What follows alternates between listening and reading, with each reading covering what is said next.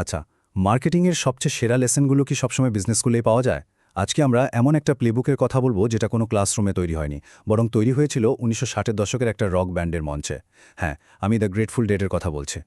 একবার ভাবুন তো কি হবে যদি ইতিহাসের সবচেয়ে পাওয়ারফুল মার্কেটিং স্ট্র্যাটেজি কোনো কর্পোরেট গুরু নন, বরং এমন একটা রক ব্যান্ড তৈরি করে যারা কিনা তাদের সময়ের থেকে কয়েক দশক এগিয়ে ছিল। হ্যাঁ, এটাই দ্য গ্রেটফুল ডেডের সেই অবিশ্বাস্য গল্প। ব্যাপারটা বুঝতে হলে তখনকার পরিস্থিতিটা একটু দেখা যাক।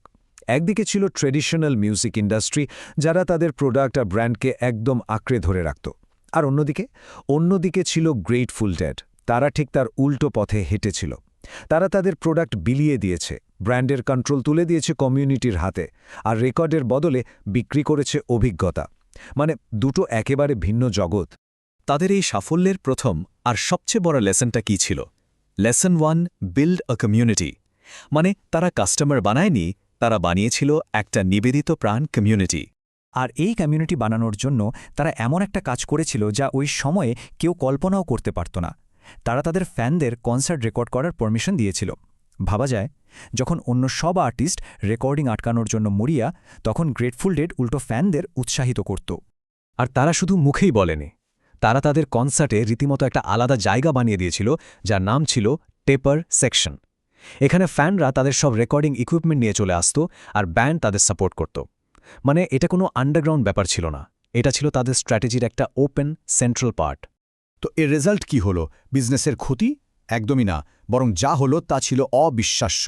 এই রেকর্ডিংগুলোই মুখে মুখে হাতে হাতে সারা বিশ্বে ছড়িয়ে পড়ল, আর তৈরি করল লক্ষ লক্ষ নতুন ফ্যান।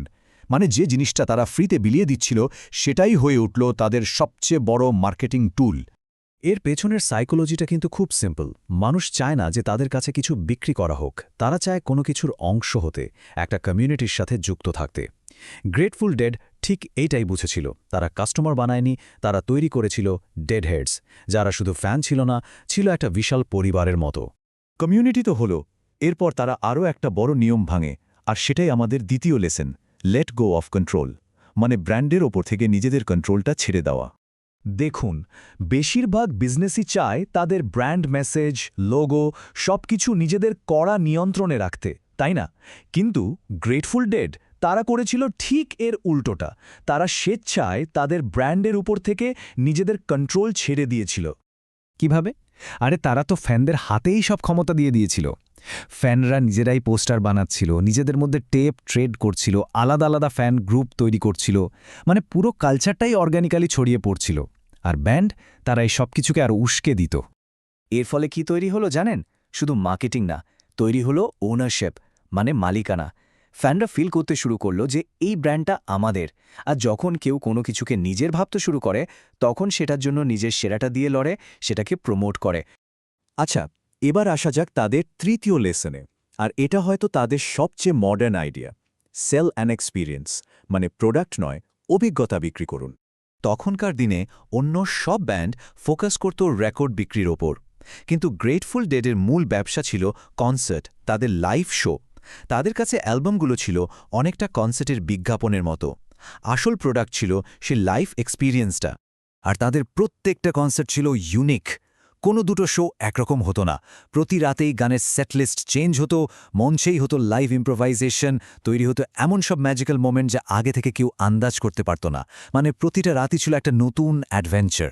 কারণ ব্যান্ডটা মানুষের একটা খুব বেসিক জিনিস বুঝে গিয়েছিল। মানুষ আসলে প্রোডাক্টের চেয়েও বেশি করে চায় এক্সপিরিয়েন্স। একটা অসাধারণ অভিজ্ঞতা মানুষের মনে যে দাগ কাটে, কোনো দামি জিনিসও তা পারে না। তো এই যে এতগুলো লেসন, কমিউনিটি, কন্ট্রোল ছেড়ে দেওয়া, এক্সপিরিয়েন্স বিক্রি করা, এই সব কিছুর মূলে ছিল একটা কোর প্রিন্সিপাল, আর সেটা হলো অথেন্টিসিটি বা বিশ্বাসযোগ্যতা। সোজা কথায় অথেন্টিসিটি বিটস পারফেকশন। নিখুঁত হওয়ার থেকে আসল হওয়াটা অনেক বেশি জরুরি। সত্যি বলতে, গ্রেটফুল ডেড হয়তো টেকনিক্যালি বিশ্বের সেরা ব্যান্ড ছিল না, কিন্তু তারা ছিল ১০০ ভাগ খাঁটি, ১০০ ভাগ আসল। আর তাদের এই সত্যতাই ছিল সবচেয়ে বড় পাওয়ার। আর তারা কিন্তু সবাইকে খুশি করার পেছনে ছোটেনি। তাদের ফোকাস ছিল শুধু তাদের নিজেদের ট্রাইব বা গোষ্ঠীর ওপর। এর ফলে কি হলো? তারা অল্প কিছু মানুষের সাথে একটা গভীর শক্তিশালী কানেকশন তৈরি করতে পেরেছিল, যা কিনা অনেক মানুষের সাথে একটা ভাষা সম্পর্কের চেয়ে অনেক বেশি দামি।